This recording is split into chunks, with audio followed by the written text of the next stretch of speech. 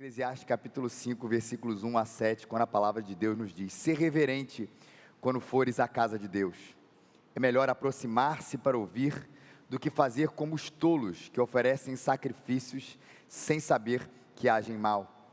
Não te precipites com a boca, nem seja o teu coração impulsivo para fazer promessa alguma na presença de Deus, porque Deus está no céu e tu estás na terra, portanto, sejam poucas as tuas palavras. Porque os sonhos vêm do muito trabalho, e o falar do tolo vem das muitas palavras. Quando fizeres algum voto a Deus, não demores a cumpri-lo, porque ele não se agrada de tolos. O que votares, trata de cumpri-lo. É melhor não fazer voto do que fazer e não cumprir. E não permitas que a tua boca te faça pecar, nem digas ao mensageiro que foi um engano. Por que provocar a ira de Deus e destruir o trabalho das tuas mãos? Porque quando os sonhos se multiplicam, também se multiplicam as palavras vazias. Por isso teme a Deus. Você reparou como, você que está acompanhando a gente aí há algum tempinho, como isso Catarina, só um minutinho, liga só essa aqui, que faltou uma luz aqui, que está bem escura aqui. Não, você vai dar certo, vai dar certo. É uma dessa aí, deve estar engaixada. Vai lá. Aí, obrigado. Descobri hoje que o pastor tem toque. Se ela não acender essa luz, eu não consigo pregar. Mas vamos lá, gente. Você reparou que houve uma mudançazinha de tom aqui? Você que tem acompanhado com a gente há algum tempo essa série de Eclesiastes, deve ter reparado que enquanto ele falava muito sobre essas questões mais existenciais, quando ele falava sobre a questão do prazer, falava a questão do trabalho, falava a questão do dinheiro, e a gente se identificando com isso, e de repente parece que o tom muda para falar da nossa relação com Deus.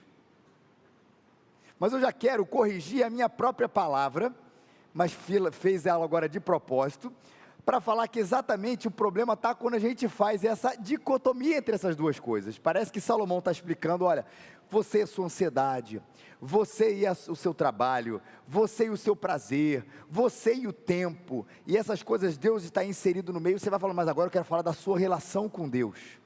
E você já reparou que volta e meia a gente coloca nessa relação com Deus justamente nessa caixa? Não é um pouco assim que a gente faz, infelizmente, às vezes? Quando a gente fala, e eu sei que a gente fala, e eu falo isso também, o importante é entender a nossa intencionalidade. Quando a gente fecha a porta do nosso quarto e diz: agora eu vou ter o meu momento com Deus.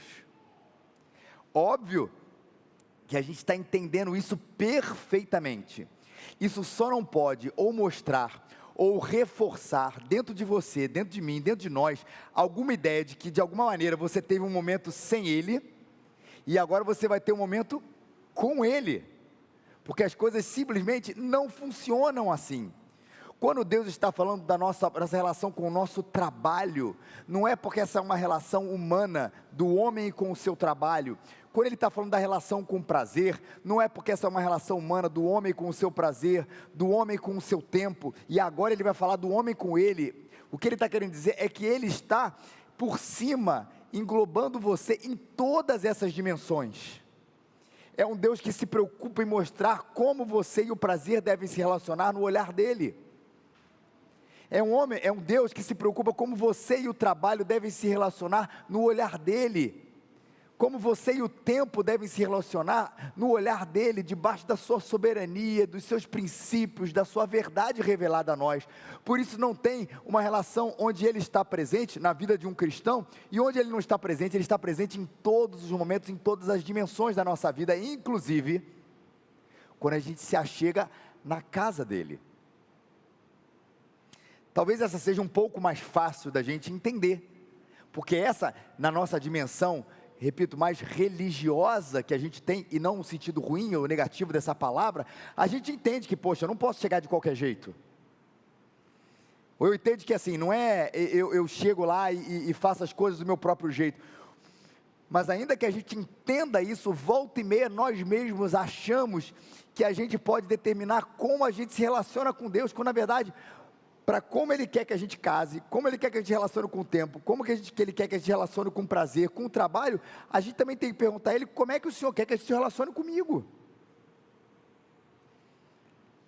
Não fazemos isso nas nossas próprias relações, gente? Normalmente nos casais existe ali, não sei se é sempre assim, né? Mas existe aquele que gosta das manhãs e aquele que gosta da noite. E a gente precisa saber disso, é fundamental num casamento. Porque às vezes aqueles que gostam da manhã acordam amanhã cantando, cheio de alegria. E aquele que gosta da noite acorda como, gente? Mal-humorado, chateado. E aí tem aquela pessoa cantante ali a 220 volts por hora, você ali tentando com aquela, parece que você acabou de nascer, não tem um pouco disso?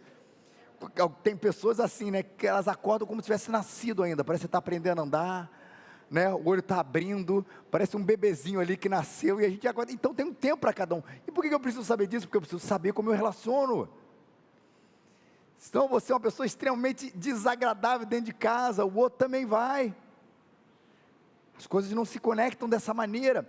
Quando a gente vai descobrindo, essa não é uma palestra para casais, tá, gente? Mas quando a gente vai descobrindo como o outro é, como a mulher é nas suas dimensões, como o homem é nas suas dimensões, como o marido é, como a mulher é na sua história de vida, que passado ele teve, que pai que ele teve, que cultura que ele nasceu, a gente vai perceber que descobrir como o outro é, vai nos dizer como a gente vai se relacionar com ele. Claro que é assim. E a gente transpondo isso para Deus, a gente vai ver também que Ele diz assim, eu tenho prazer de me relacionar com você, e eu quero que você se relacione comigo nas minhas dimensões, porque afinal, Ele é o Senhor, ou até mesmo como o texto já diz, a gente já vai adiantando, Ele está no céu, e você está na terra. Existe uma dimensão de autoridade de quem ensina quem, e o texto enfatiza muito, uma coisa que é muito cara a nós. Claro que fazemos isso o tempo inteiro, quando nós nos relacionamos com qualquer pessoa, isso tem a ver com palavras. Duas pessoas que não se falam, não tem como se relacionar, não, mas tem as pessoas que têm uma deficiência auditiva, ainda assim elas se comunicam, claro que se comunicam. Mas duas pessoas que não se comunicam, não pode haver relação, e Deus requer de nós a dimensão onde Ele fala, e como resposta a isso tem a dimensão onde nós mesmos falamos. Por isso que a gente até falou isso com um grupo de louvor uma vez, qualquer dimensão que enfatize um lado ou outro, ela está errada. Sabe aquela história assim, eu não venho à igreja para servir, eu venho para ser alimentado. Está errado. Não, eu venho na igreja só para servir, eu não venho para ser alimentado. Está errado, é uma resposta aqui, é uma via de mão dupla, onde você escuta o Senhor, Ele te alimenta, e você responde com o seu trabalho, com o seu serviço, com a sua vida e com as suas palavras. É por isso que a gente canta todo domingo. Ele é grande, Ele é maravilhoso. Benélio, aqui o texto de Romanos, Ele entregou o seu Filho por nós, quando nós éramos pecadores, nos amou, e a gente diante daquele amor, esse texto que nos abriu, nos prepara para responder essa verdade que Ele nos deu em amor, cantando tudo que nós cantamos aqui.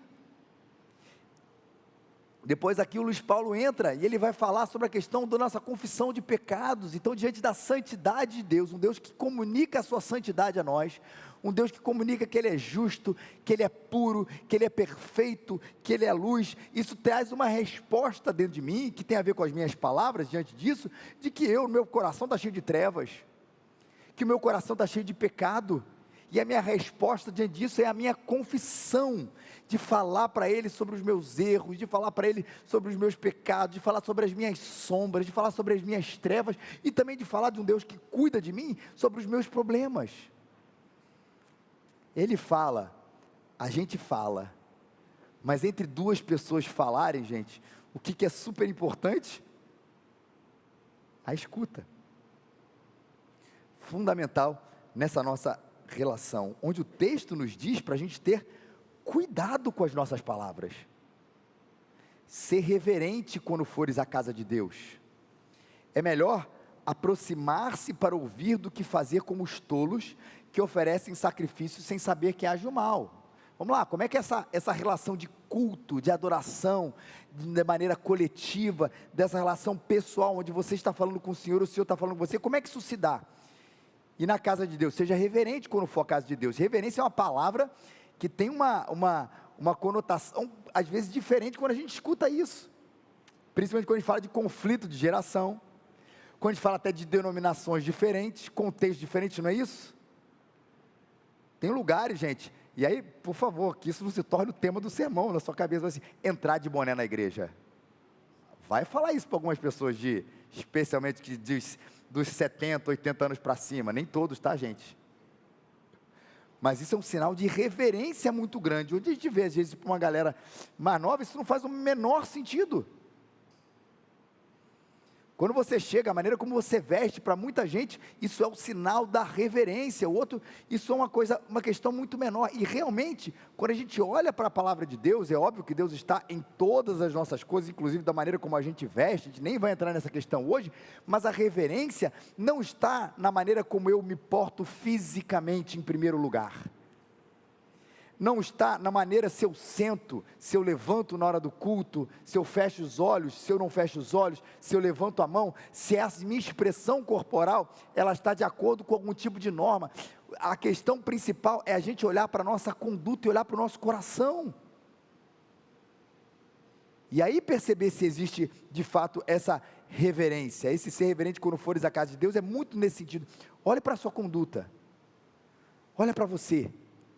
Não chega de qualquer jeito, não tem a ver com se você usa bermuda ou se você usa calça, e tem a ver com a certeza de que você está diante do Senhor nesse momento, e quando a gente está diante do Senhor, a gente olha para a gente olha para Ele, e a gente olha para a gente, e percebe algumas coisas, e Ele diz que é melhor aproximar-se primeiro para ouvir, do que fazer como os tolos que oferecem sacrifícios sem saber que agem mal. Por isso que a gente vê que a reverência tem a ver com a nossa própria conduta, com a nossa própria atitude. Ele fala, a primeira coisa, gente, é escute. Aproxime-se para ouvir, do que primeiro fazer alguma coisa.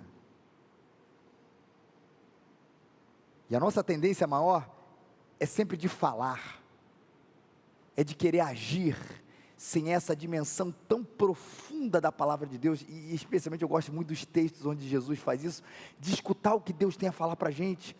Eu sempre gosto de lembrar dessa história, o Senhor Jesus Cristo é o Filho de Deus, e Ele não prescindiu da oração. O Senhor Jesus é o Filho de Deus, e Ele não prescindiu de olhar para as Escrituras que testificavam a respeito dEle mesmo, de ir na sinagoga, de ler lá o texto de Isaías, de citar a palavra de Deus como quem tem contato com ela, como quem escuta e sabe que aquelas são as verdades de Deus reveladas a nós, de despedir as multidões, a fim de estar com o Senhor sozinho. Veja, e nós estamos falando do Deus homem, do homem Deus, daquele que é perfeito, de que é a segunda pessoa da Trindade, e às vezes a gente acha que a gente não precisa disso, e a gente leva um pouco a nossa própria maneira, um pouco até ativista de lidar com a nossa espiritualidade. Repito, mas a gente não tem que servir? Claro que tem que servir. Está muito claro a dimensão do serviço nas Escrituras Sagradas, de que a gente não vive para a gente, de que a gente vive para o Senhor, e viver para o Senhor tem a ver com viver para o nosso próximo, sem dúvida nenhuma, mas isso não pode ser fruto do nosso próprio ativismo. Isso tem que ser fruto da nossa relação profunda, porque o que a Bíblia nos está ensinando é que quando a gente entra na presença de Deus, a gente não entra apenas para ir ou frequentar uma igreja, a gente entra como adorador.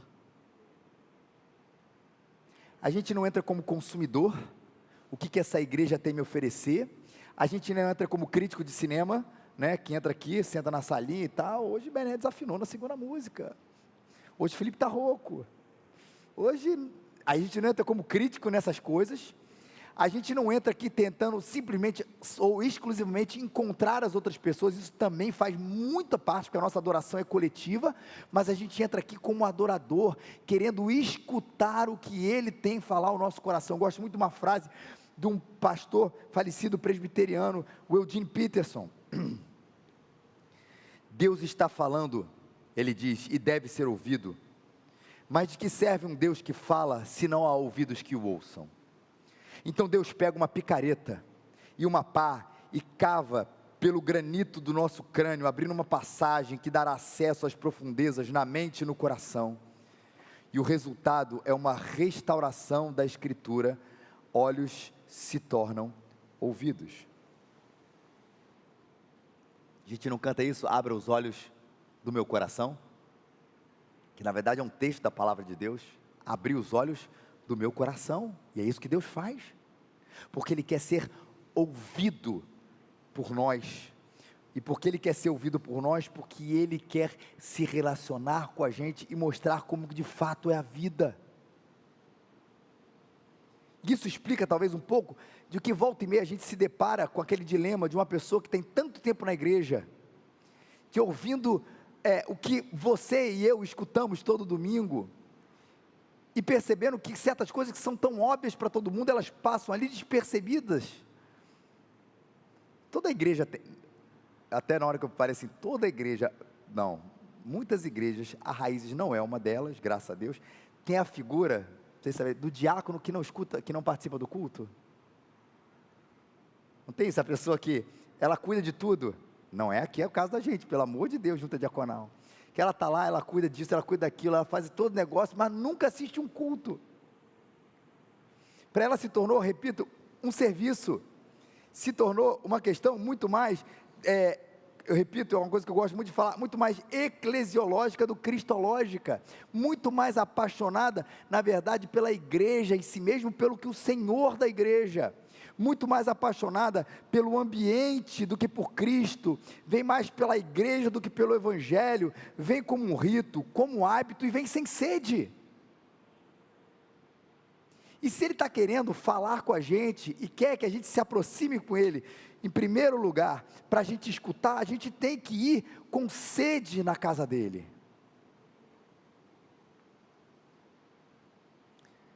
Sei que é um grande problema que a gente tem, que aqueles que dizem que amam a Cristo, mas não amam a sua igreja. Mas existe também um problema, especialmente quando a gente vai se afastando, com o tempo vai gerando dentro de nós, que Cristo está em segundo lugar, porque eles amam a igreja, e Cristo logo depois, e não o contrário. É um problema também mais disfarçado. A paixão por isso aqui, e é apaixonante, gente, é ou não é? Quando a gente vê a igreja crescendo, quando a gente vê a igreja se estruturando, quando a gente vê os ministérios acontecendo, quando a gente vê os eventos acontecendo, a gente começa a ter uma paixão. Isso é muito claro também, às vezes, no coração dos próprios pastores, e a gente fica apaixonado por esse negócio, e às vezes Jesus Cristo vai ficando em segundo lugar, e a nossa sede não é mais de ouvi-lo, mas só de fazer para Ele. É um problema mais difícil de detectar, porque fica mais escondido, mas Ele também é presente no coração da gente. Mas gente, aquele que ama a estrutura, que ama o convívio, que ama a familiaridade de estar aqui, que ama os valores, que ama servir, mas que ama isso em resposta ao amor a Cristo, queridos, pode ter certeza, ele está no caminho certo.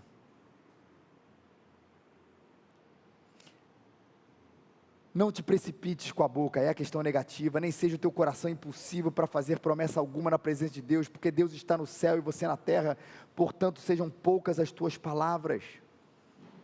Contraste aqui que o livro de Eclesiastes faz, do tolo que se acha alguma coisa diante de Deus e por isso sai falando. Salomão parece falar assim, olha, deixa eu lembrar você, aquilo que eu falei há pouco tempo atrás, da distância. Ele está no céu, e você está na terra, e se essa distância existe, não é uma distância que vai falar que Ele não é próximo de nós, por incrível que pareça, não é uma distância geográfica da qual Ele é um Senhor inacessível, porque Ele está lá no seu alto e sublime trono e monte, e a gente não consegue chegar até Ele, porque na verdade essa é a história mesmo, a gente não consegue, mas Ele se chegou até nós, Ele é próximo de nós, mas existe uma distância qualitativa, onde eu não argumento com o Senhor, como se eu fosse duas pessoas iguais,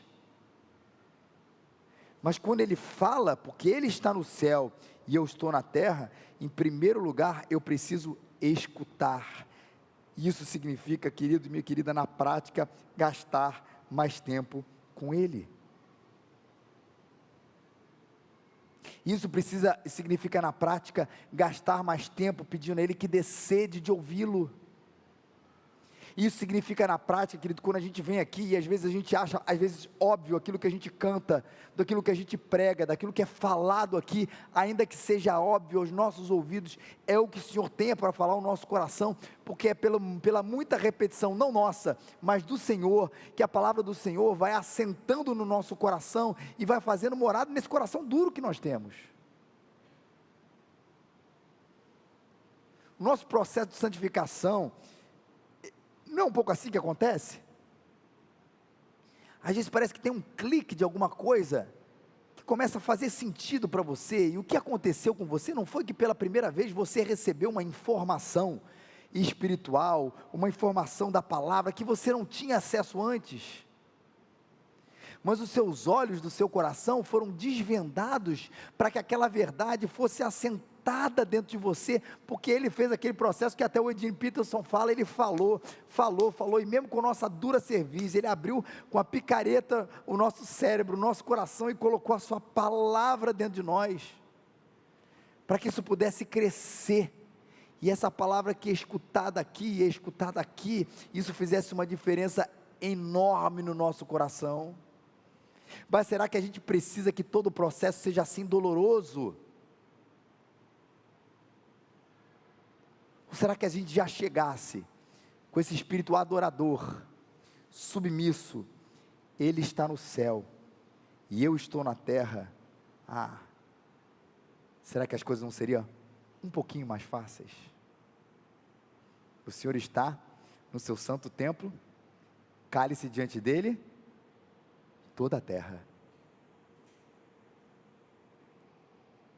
Sempre lembro que quando eu era criança, esse era o versículo para o quê? Para as crianças ficarem em silêncio na igreja. O Senhor está no seu santo templo, cale-se diante dele toda a terra. E não é isso.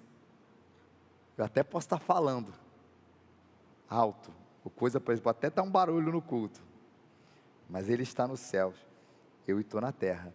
Se Ele falou, eu escuto com o coração submisso, porque os sonhos vêm do muito trabalho, e o falar do tolo vem das muitas palavras. Ele está falando mais uma vez, refreie a sua língua, gaste mais tempo ouvindo e aprendendo do Senhor, do que sendo precipitado, dizendo que você vai fazer isso ou aquilo. Ele vai usar que dizem aqui, né, os comentaristas, que é um ditado: dos muitos trabalhos vêm os muitos sonhos. O que esse ditado quer dizer aqui? Há duas hipóteses aqui, né? O importante é o que ele vem falar depois. O falar do tolo vem das muitas palavras, mas ele usa um ditado para ilustrar isso. Talvez mais você faz, mas você quer dormir. Talvez ele esteja querendo dizer isso. De muito trabalho acaba vindo o muito sono. Ou talvez do excesso de trabalho, pode ser essa também, vem muita preocupação, e de muita preocupação pode vir os muitos pesadelos. A gente não sabe exatamente o que esse ditado significava na época do livro de Eclesiastes. Pode ser uma coisa, pode ser outra, ou até uma terceira interpretação, mas a gente sabe que a aplicação dele vem para dizer, ou o contraste, do falar dos tolos. Vamos pegar essa primeira hipótese aqui, olha, de muito você trabalhar, num excesso, você vai ficar mais cansado. Da mesma maneira, e é o estilo proverbial de falar, do falar do tolo, vem as suas muitas palavras. Quem fala muito, já dizia os antigos, dá bom dia para quem, gente? Vocês sabem, dá bom dia a cavalo. Fala o que não deveria. E ele vai citar um exemplo disso, que são os votos,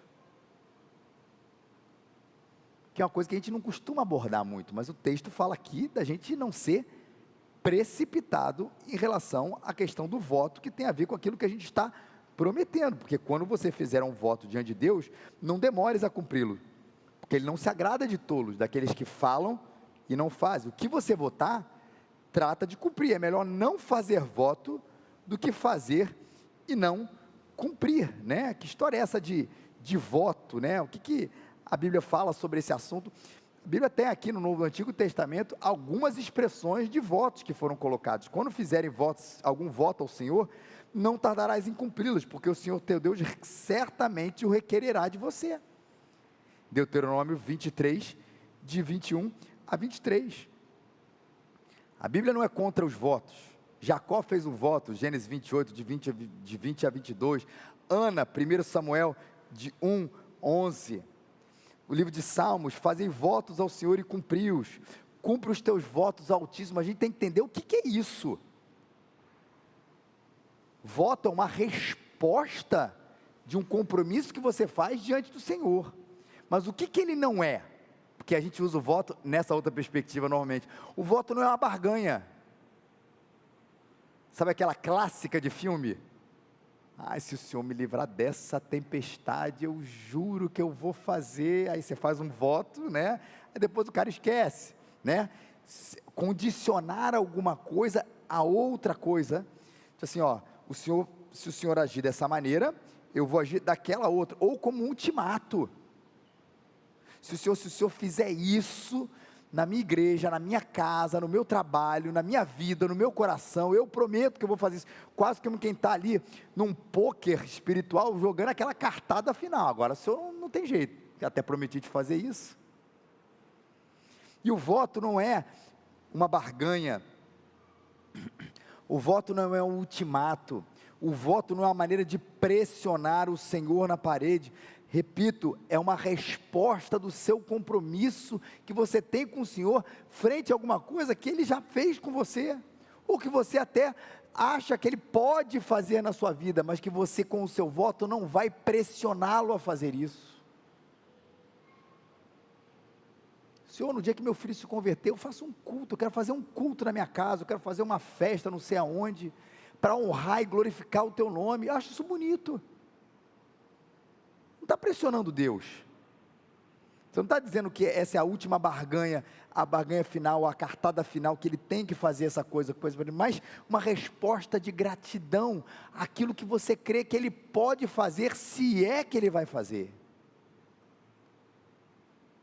Mas se as suas palavras contam, e elas contam, se você falou isso diante do Senhor, não faça isso de maneira impulsiva, porque isso pode te dar problema. O Senhor requer os seus votos, a sua resposta, como parte da sua fidelidade a Ele. Então, se você fez, trate-o de cumprir. Mas o que o texto de Eclesiastes diz, mas cuidado, é melhor você nem fazer, do que você fazer e não cumprir. Cuidado com as palavras que você faz diante do Senhor. Na nossa própria adoração, gente, quantas vezes era quase adoração coletiva, né? Era quase um clichê, que a gente vai cantar essa música, eu queria que você prestasse atenção nessa letra, né? A gente sempre teve essa maneira de ministrar, que não está errada, mas sabe o que é isso? Gente, a gente está cantando isso para o Senhor, presta atenção, a gente não está simplesmente, né, tudo entregarei, aqui Senhor a minha vida está diante de ti, tu és meu fundamento, como quem está falando, cara, podia ser a música do YouTube, eu estava cantando também. Estou falando para o Senhor, Senhor, tu és o meu fundamento, Senhor, eu só tenho a ti. Olha quanta coisa séria que nós estamos fazendo diante de Deus. Por isso a verdade verdadeira, de quando a gente estiver na casa do Senhor, tome cuidado com as suas palavras, porque Deus não está nesse momento, tipo assim, fazendo o paradão das igrejas. Deixa eu ver o que está passando na Raízes, legal, o que está passando na Catedral, muito bom também, e na Libertas, e na Américas, e na Batista de não sei, não, Ele não está fazendo o paradão das igrejas, como se fosse um rádio, escutando um pouquinho de cada um. Ele está escutando você, a sua palavra diante dEle. Por isso, cuidado com ela, guarda no seu coração, ouça a Deus com o ouvido e com a sua alma. Quando você se chega diante dEle, na casa dEle, ou no seu culto particular, naquele momento assim, eu quero escutar, escute mesmo, escute com sede, escute com prazer, escute com atenção, escute com submissão. Ele está no céu e você na terra, Ele tem autoridade. Escute, guarde, escute verdadeiramente. Valorize o ouvido, mais do que a boca no seu relacionamento com Deus. O Senhor fala e a gente responde, não é a gente fala e Deus responde. Deus não é aquele pintado muitas vezes pela nossa própria espiritualidade, alguém inerte na vida que está esperando a nossa palavra de ativação, de fé para Ele fazer alguma coisa. Não é isso. O que Ele tem para a gente já está revelado na sua palavra, em Cristo Jesus. Então escute, e aí sim, responda esse Deus que já fez tudo por você, e leve esse relacionamento a sério. Ele não está brincadeira com a gente, é por amor, mas não é um amor libertino, é um amor responsivo à sua própria santidade. Amar a Deus não é fazer as coisas que você quiser, desde que você ache que você tem uma boa intenção no seu coração, mas é ouvi-lo e respondê-lo da maneira como Ele mesmo quer que a gente responda a sua palavra. Mas posso dizer uma coisa para você, para a gente terminar? Não é pelas suas palavras que você chega até Deus. Apesar do texto falar tanto sobre as palavras, para essa proximidade com o Senhor, escute, ou pelo muito escutar, e aí sim responda, cuidado com as palavras, mas escute. Não é por essa maneira que a gente se chega até Deus, foi o verbo, a palavra de Deus quem abriu esse caminho. A minha relação com as palavras, ela vem desse fato, não é pelo muito falar, ou pelo pouco falar, não é pelo muito ouvir ou pouco ouvir, que eu vou conseguir estabelecer uma conexão com Deus. Não, todas essas coisas acontecem após essa relação com Deus estar estabelecida, e a única maneira de eu e você nos aproximarmos verdadeiramente de Deus, para escutá-lo e para ouvi-lo, é se essa conexão estiver restabelecida, e o único que pode fazer isso pela nossa vida, é Jesus Cristo. Não são meus votos que me levam até Deus, não são as minhas promessas que me levam até mais perto de Deus, não é a minha resposta em adoração pessoal ou coletiva que me levam para perto de Deus. Quem me leva para perto de Deus é Jesus Cristo. Por isso o texto termina dizendo essa última frase, tão fundamental no livro de Eclesiastes, que na verdade é o grande tema deles: por isso, teme a Deus. Teme a Deus, em Jesus Cristo, porque foi Ele que restabeleceu essa conexão, Ele que é a palavra de Deus encarnada para nós, a sua verdade para ser escutada, e é para Ele que me reconecta com o Senhor, que eu dirijo a Ele as minhas palavras, a quem eu obedeço, a quem me diz o que eu devo, o que eu não devo, como eu devo ser, como eu devo existir. É uma resposta àquele que já me conectou com o Senhor. Teme a Deus, e que o Senhor nos abençoe.